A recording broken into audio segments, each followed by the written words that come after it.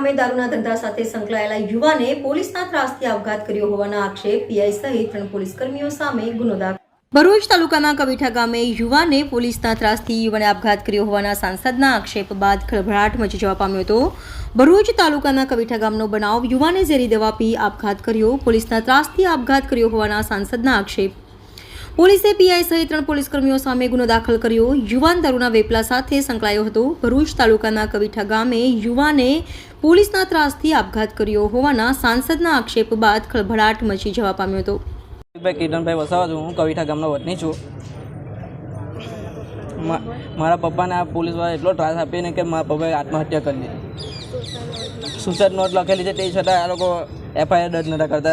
રાતે અમે 7-8 વાગ્યાના આવેલા છે અમે અહીંયા, હજુ સુધી એફઆઈઆર અત્યારે દર્જ કરી। મારી બેનને મારી માને છે ને ખોટી રીતે ધમકાવે ને બધું કરે, ઘરમાં આવીને બધું લઈ જાય। લેડીઝ કોન્સ્ટેબલ ના હોય તે છતાં હાથે લઈ જાય ને પછી મોડી રાતે મૂકવા આવે છે સાહેબ। આ રીતે મારા ભાઈને એ લોકો ટોર્ચર કરતા હતા। હેરાન કરી કરે પપ્પાને કે પપ્પાએ આ પગલું પર દીધું આવી છે ને સુસાઇડ નોટ લખેલી છે, તે પણ આ લોકો એવું કહે છે કે હવે અમારે કે પુરાવા એને પુરાવા જોવે ને એવું બધું એ કરે છે। અમને આપવા કોઈને લગાવો। મારા પપ્પાને એટલી હદે એમને ટોર્ચર કર્યું કે જેનાથી મારા પપ્પા દવા પી ને આત્મહત્યા કરી લીધી છે। જે અંગે એ લોકો એટલી હદે હેરાન કરતા હતા, જે મારા મમ્મી મારા ફોઈ એને પણ ઉઠાઈને લઈ ગયા હતા, એક દી મને પણ લઈ ગયા હતા અને પછી આવી રીતે પપ્પાને ટોર્ચર કરે કે તું આ ધંધો ચાલુ કર અને પછી પૈસા બાકી તને હું ગલત રીતે ફસાવીશ અને તને હેરાન કરીશ। આવીને આવીને અને એ શોધખોળ કરતો, ઘરમાં ઘૂસી જાય, ઘરમાંથી બધી જેમ તેમ મા સમાનની ગાળો બોલતો અને અમને એવું કહેતો ગમે ત્યારે લઈ જાય। એક પણ મળ્યું તો મારા પપ્પાને એવી ખુલ્લી ધમકી આપી હતી કે તને જો એક પણ મળ્યું ને તો તને સાંજે ગામના વચ્ચે ઊંધો લટકાઈને મારવીશ એવું કીધું હતું। જૂઠા કેસમાં તને ફસાવીશ અને પાસામાં પણ લગાવી દઈશ એવું।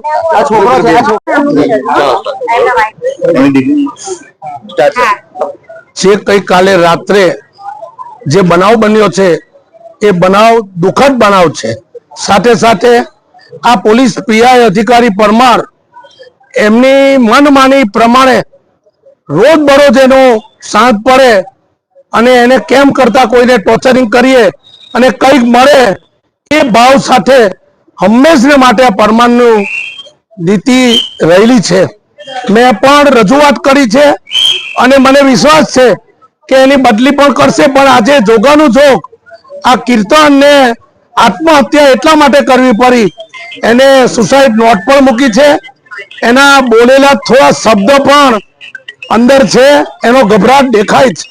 એટલે આની એને ડિસમિસ થાય અને 3 બે જમાદારો પણ ડિસમિસ થાય એવી ચોક્કસપણે અમારી માગણી છે અને અમને વિશ્વાસ છે કે સરકાર અમારી માગણીને સ્વીકારશે અને આજે જ આ પીઆઈ પરમારને નબીપુર છોડીને ડિસમિસ કરવાની જે કાર્યવાહી પેપર પ્રમાણે આગળ ચાલે એ પ્રમાણે કામ થાય એ જ અમારી ઈચ્છા છે।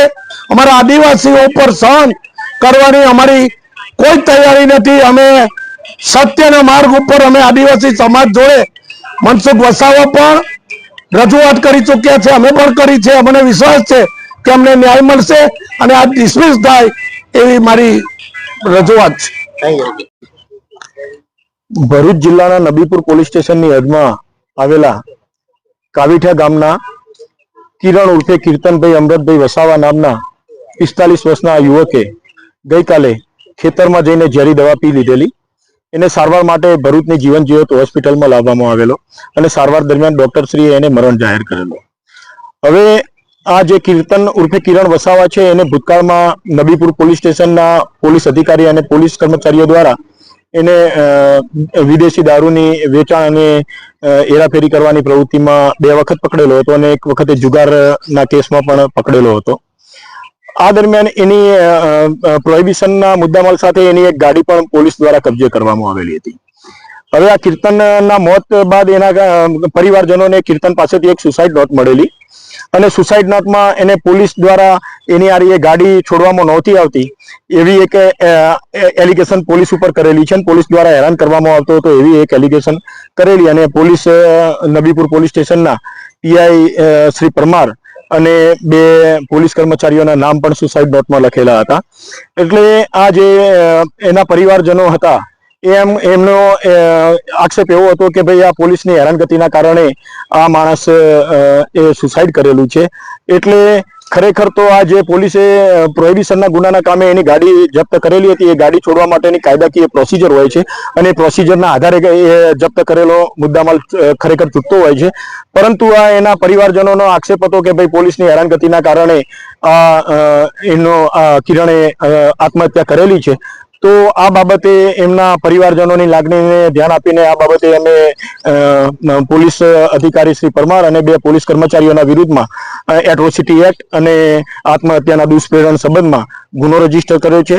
આમાં પોલીસ અધિક્ષક શ્રી મયુર ચાવડા સાહેબનાઓના સીધા સુપરવિઝન હેઠળ આ ગુનાની તપાસ અમે ડીવાયએસપી સી કે પટેલનાઓ કરી રહેલા છીએ.